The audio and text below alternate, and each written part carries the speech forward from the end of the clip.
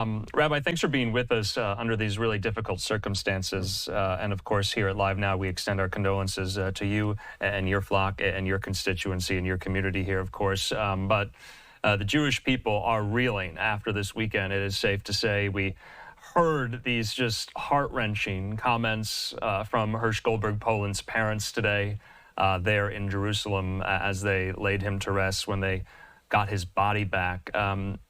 How much domestic pressure right now, Rabbi, is Benjamin Netanyahu under, and how much are tensions boiling in Tel Aviv and Jerusalem on the streets in the wake of this? Yeah, there's no doubt that there is an intense mixture of grief and rage. Those are really the two words that come to mind.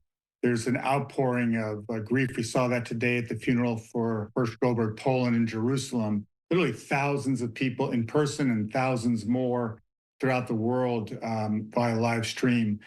And I think people understand that the longer there is no deal for the release of the hostages, that literally every day that goes by is a risk that not only that will they be killed, but they simply may not be able to live and endure more than 11 months in those tunnels.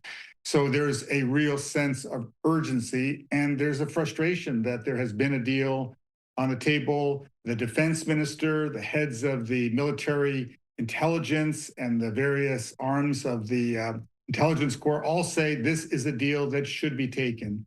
So it's not about, left versus right. At this point, there really is a strong feeling that we can't get everything that we want done in Gaza, but we have a limited amount of time to get these hostages out, 101 of them, and they're all part of our family. We know their stories, we know their families, we've been meeting with them. I have since the middle of October. So there really is a feeling of, okay, let's just bring them home. And all the other pieces, the Philadelphia corridor right on the Egyptian border, very important. Prime Minister has been very clear that that matters greatly. But what does it mean to win this war? Most Israelis would tell you, we bring those hostages home. Rabbi, when President Biden says Bibi isn't doing enough to secure the release of the hostages, how is that helpful language or rhetoric here? And are you concerned at all that by framing that question that way, that Biden and the administration are somewhat absolving or diluting Hamas's role and responsibility in this? Well, first of all, there's no doubt that Hamas not only murdered the 6 hostages, but from October 7th, they have been in the business of mass murder and of terrorism. So there's no doubt about that. I would just remind all of us that when Secretary of State Blinken was in Israel a couple of weeks ago and said that Mr. Netanyahu had agreed with the terms of the deal, and therefore the pressure rested upon Hamas. That was the conclusion. That's what they left saying. So I think this idea that it's Biden who's putting pressure on Netanyahu, I would tell you right now, the Israeli public is out in the streets, hundreds of thousands of them last night, today. There is a groundswell of feeling among the Israeli population that the prime minister must come to this conclusion. And you can't get everything that you might want or feel you deserve in this deal. But they feel as if what is on the table is a good enough deal. So I don't think it's really Biden. I think it's the Israeli public that's loudest and most compelling on this. How does the war now change, though? I mean, you can make the argument that some of the kind of Gaza war operations are largely concluded or have resolved somewhat here. And then, of course, President Biden and Vice President Harris had quite forceful statements over the weekend.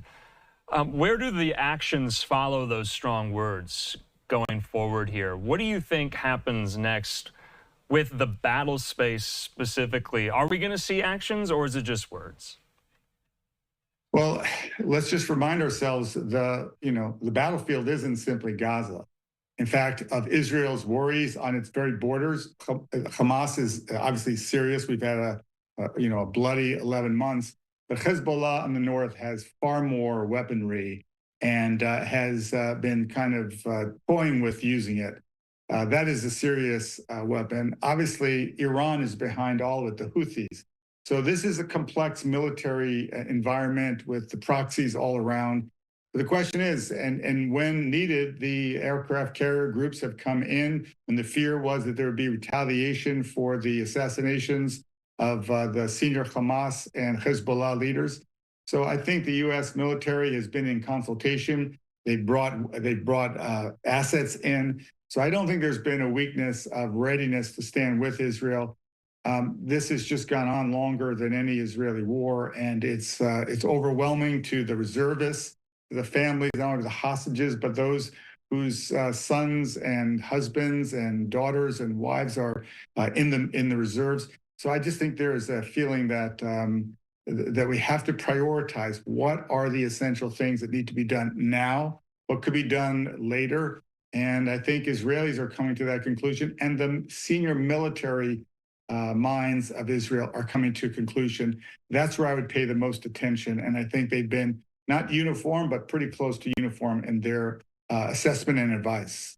I mean, how does the Israeli people, get through yet another moment like this? It's almost been 11 months. The very fact, though, that these 6 hostages were alive for those entire 11 months until they weren't, it does, fill one with rage here. How do they get through this? The psychological warfare Hamas is inflicting right now on the Israeli people as we near 1 year since this all transpired. How do they get through it? Well, I just would point to John Polin and Rachel Goldberg-Polin when they spoke 2 weeks ago at the Democratic National Convention. They weren't sure how they'd be received. They walked out and they were embraced with this loving, warm welcome. It was really quite extraordinary. And in John's remarks, he said, in the competition of pain, there are no winners.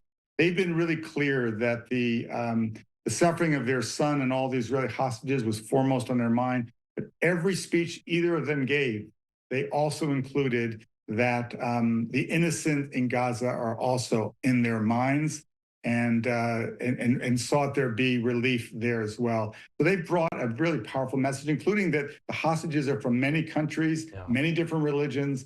This is a universal. This is not simply a Jewish or an Israeli factor. And Hersh Goldberg-Polin, as a dual American Israeli citizen, lived in America till he was 7. Then his family moved to Jerusalem.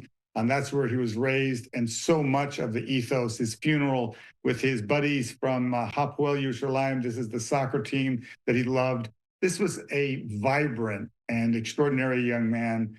And the mourning is personal, even for those of us very far away.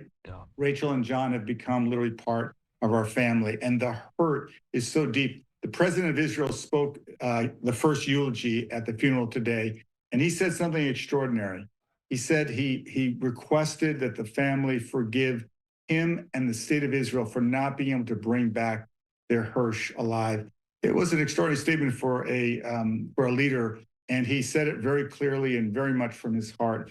But the tone of that was really expressing the collective weight. And you asked the question, Andrew, how are they carrying, month after month, the weight of the wounded, those who've lost their lives in this battle, the hostages? It's just been a weight on every single person in Israel. And it's hard to imagine that they have the inner strength, but they do. This is an extraordinary people. And they feel the solidarity with not the whole world, because there are some parts of the world that have not been supportive. We're well aware. But they feel the strength of those who are with Israel, those who see clearly who are the ones who are, bringing the terrorism. So I think that that's been sustaining, but there's a limit, I think, and we're approaching the high holidays coming up, all the themes of life and death. We don't need to be reminded this year, but we'll come to the first anniversary of the October 7th massacre in just a matter of weeks. This is a very, very painful anniversary, but each day has been a challenge, to be sure. Okay. Rabbi Jacobs, we're going to have to leave it at that. We do appreciate your time, and we'll talk soon. Thank you.